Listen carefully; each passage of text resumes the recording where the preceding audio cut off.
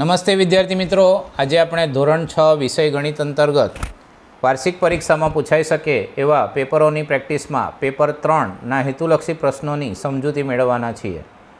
તો શરૂ કરીએ। સૌપ્રથમ વિકલ્પવાળા પ્રશ્નો। એમાં પહેલો પ્રશ્ન છે કે 70 લીટર અને 35 લીટરનો ગુણોત્તર કેટલો થાય? તેનો સાચો જવાબ આવશે બી 2:1। ગણતરી સમજીએ। 70 લીટર અને 35 લીટરનો ગુણોત્તર શોધવા માટે 70 અને 35નો ભાગાકાર કરવો પડે। 70ના ભાગ પડશે 35 દુ 70, 35ના ભાગ પડશે 35 એકુ 35। સામાન્ય અવયવ 35 દૂર કરીએ એટલે બાકી વધે છે 2/1, જેને ગુણોત્તર સ્વરૂપમાં આપણે લખીશું 2:1। બીજો વિકલ્પ, લંબચોરસની લંબાઈ 10 સેમી અને પહોળાઈ 8 સેમી છે તો એનું ક્ષેત્રફળ શોધવાનું છે। તેનો સાચો જવાબ આવશે સી 80। લંબચોરસનું ક્ષેત્રફળ શોધવાનું સૂત્ર છે લંબાઈ ગુણ્યા પહોળાઈ।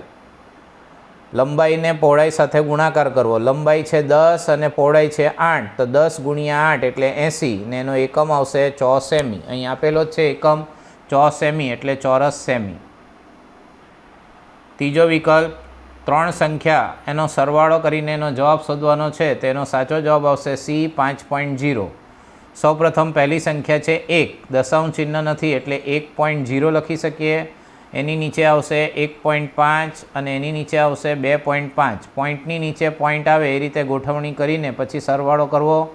5 ને 5 10 શૂન્ય, વધી પડી 1, 2 ને 1 3 ને 1 4 ને 1 5 એટલે જવાબ થાય છે 5.0, જેને માત્ર 5 પણ લખી શકાય। ચોથું, ચિત્રાલેખમાં એક લંબચોરસ બરાબર 3 પુસ્તકો હોય તેવા 3 લંબચોરસની કિંમત કેટલી થાય?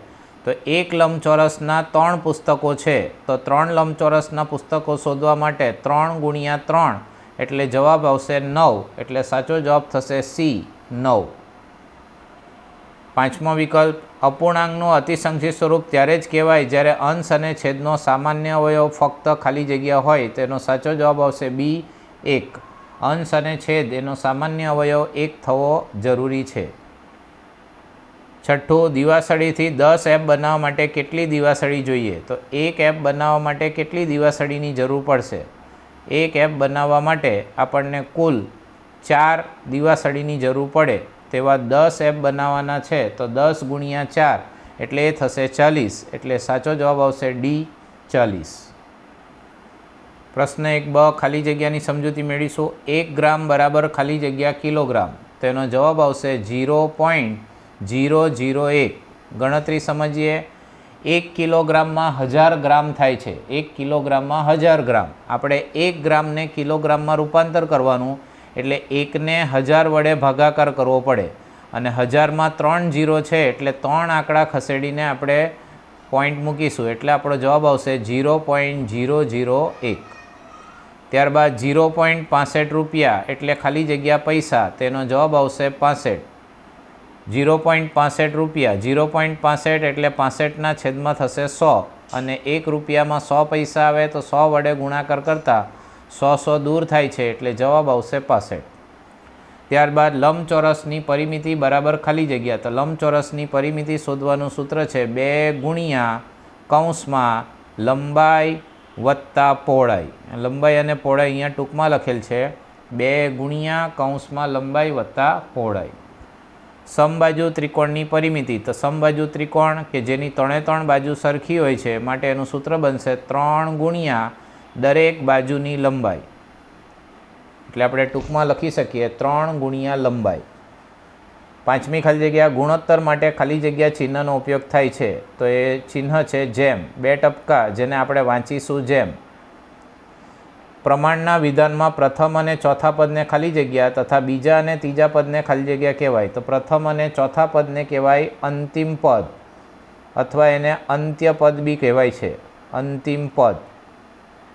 અને બીજા અને ત્રીજા એટલે વચ્ચેના જે 2 પદો બાકી રહે છે વચ્ચેના પદો એટલે એને કહેવાય છે મધ્યમ પદ। મધ્યમ પદ એટલે વચ્ચેના પદો। પ્રથમ અને ચોથા પદને કહેવાય અંતિમ પદ અને વચ્ચેના જે 2 પદો હોય છે બીજું અને ત્રીજું તેને કહેવાય છે મધ્યમ પદ। આગળનો પ્રશ્ન, માંગ્યા મુજબ જવાબ આપો। સૌપ્રથમ છે વ્યાખ્યા પરિમિતિ, તો પરિમિતિની વ્યાખ્યા છે કે કોઈ બંધ આકૃતિની ફરતે એક આંટો પૂર્ણ કરતાં કપાતું અંતર, કોઈપણ બંધ આકૃતિ હોય, પછી એ ચોરસ હોય, લંબચોરસ હોય, ત્રિકોણ હોય કે વર્તુળ હોય, તેની ફરતે આપણે એક આંટો પૂર્ણ કરતાં કપાતું જે કુલ અંતર છે એને કહેવાય પરિમિતિ. અથવા આપણે એમ પણ કહી શકીએ કે બંધ આકૃતિની બધી બાજુઓના માપનો સરવાળો, બંધ આકૃતિની બધી બાજુઓના માપનો સરવાળો એટલે આપણને મળે છે પરિમિતિ.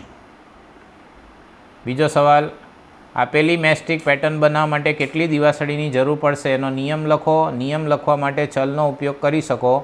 અહીં પેટર્ન ઝેડની બનાવવાની છે તો આપણે એક ઝેડ બનાવવા માટે કેટલી દિવાસળીની જરૂર પડે? એક ઝેડ બનાવવા માટે 3 દિવાસળીની જરૂર પડે.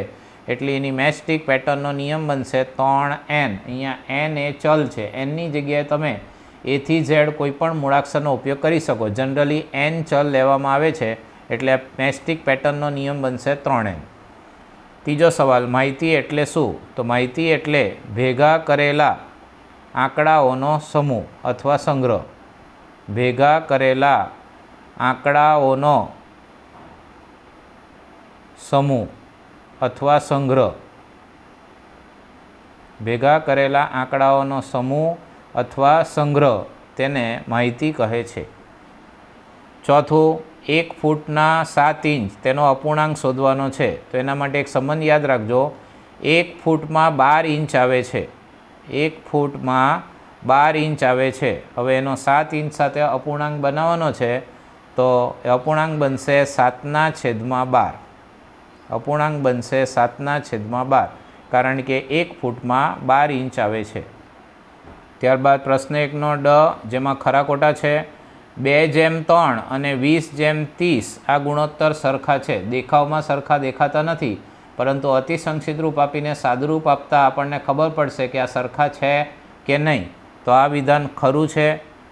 આને આપણે ગણતરી સાથે સમજીએ. પહેલો ગુણોત્તર આપેલ છે 2/3. હવે બીજો ગુણોત્તર છે 20/30. તો 20/30 એટલે 20/30. અંશ અને છેદમાં 0 દૂર કરીએ તો જવાબ આવશે 2/3. 2/3 એટલે એ થશે 2/3. અને પહેલો ગુણોત્તર પણ આપણને 2/3 આપેલ છે, માટે આ વિધાન ખરું છે. બીજું વિધાન, ચિત્ર આલેખનો ઉપયોગ રોજિંદા જીવનમાં વારંવાર થાય છે. તો આ વિધાન ખરું છે. વારંવાર આપણે ચિત્ર આલેખનો ઉપયોગ કરતા હોઈએ છીએ. ત્રીજું, 5 સેમી લંબાઈના ચોરસ અને 5 સેમી લંબાઈના સમબાજુ ત્રિકોણની પરિમિતિ સરખી થાય. તો આ વિધાન ખોટું છે, કારણ કે ચોરસની પરિમિતિ શોધવી હોય તો ચોરસની 4 સરખી બાજુઓ એટલે 4 બાજુનો સરવાળો કરવો પડે. જ્યારે સમબાજુ ત્રિકોણમાં 3 જ બાજુ હોય, 3 સરખી બાજુ હોય તો 3 બાજુનો સરવાળો કરવો પડે. તો આ માપ પ્રમાણે જો ચોરસની પરિમિતિ શોધીએ તો 4 × 5 = 20 સેમી થશે. જ્યારે સમબાજુ ત્રિકોણની પરિમિતિ આ માપ મુજબ શોધીએ તો 5 × 4 = 15 સેમી થશે. તો 20 અને 15 સરખા નથી, એટલે આ બંનેની પરિમિતિ સરખી આવતી નથી. ચોથું વિધાન, 0.3 એ 0.03 કરતાં મોટી સંખ્યા છે. તો આ વિધાન ખરું છે, કારણ કે 0.3 એટલે એને આપણે લખી શકીએ 3 દશાંશ. પોઈન્ટ પછી એક જ અંક છે. જ્યારે 0.03 તો એ થશે 3/100 એટલે 27. 27 એટલે 100મો ભાગ ને દશાંશ એટલે 10મો ભાગ. તો 100મા ભાગ કરતાં 10મો ભાગ હંમેશા મોટો જ હોય છે. એટલે 0.3 એ 0.03 કરતાં મોટું જ છે, માટે આ વિધાન ખરું છે. હવે આપણે જોડકાની સમજૂતી મેળવીશું. પહેલું, 50 રૂપિયા 50 પૈસા. તો એને આપણે દશાંશમાં લખી શકીએ 50.50 રૂપિયા, એટલે પહેલાં સાથે આવશે બી. ત્યારબાદ બીજું, 70 રૂપિયા અને 70 પૈસા. તો એને આપણે લખી શકીએ 70.70 રૂપિયા, એટલે બીજા સાથે આવશે સી. ત્યારબાદ ત્રીજું, 750 પૈસા. તો એને આપણે લખી શકીએ 7.50 રૂપિયા, એટલે ત્રીજા સાથે આવશે ડી. અને 1200 પૈસા, 1 રૂપિયામાં 100 પૈસા, એટલે 100 પૈસામાં 1 રૂપિયા થાય તો 1200 પૈસામાં 12 રૂપિયા થશે, એટલે ચોથા સાથે આવશે એ. આમ અહીં આપણે આ ભાગમાં ધોરણ 6 વિષય ગણિત અંતર્ગત વાર્ષિક પરીક્ષા માટે અગત્યના એવા પેપર 3ના હેતુલક્ષી પ્રશ્નોની સમજૂતી મેળવી. આ દરેક ભાગનો પૂરેપૂરો અભ્યાસ કરજો કે જેથી તમે પરીક્ષામાં સારામાં સારા ગુણ મેળવી શકો. આ અગાઉ પણ આપણે ભાગ 1 અને ભાગ 2ના વિડીયો દ્વારા પ્રેક્ટિસ પેપરના પુનરાવર્તનની માહિતી તમને આપેલ છે. તો આ દરેક ભાગનો પૂરેપૂરો અભ્યાસ કરજો. Thank you.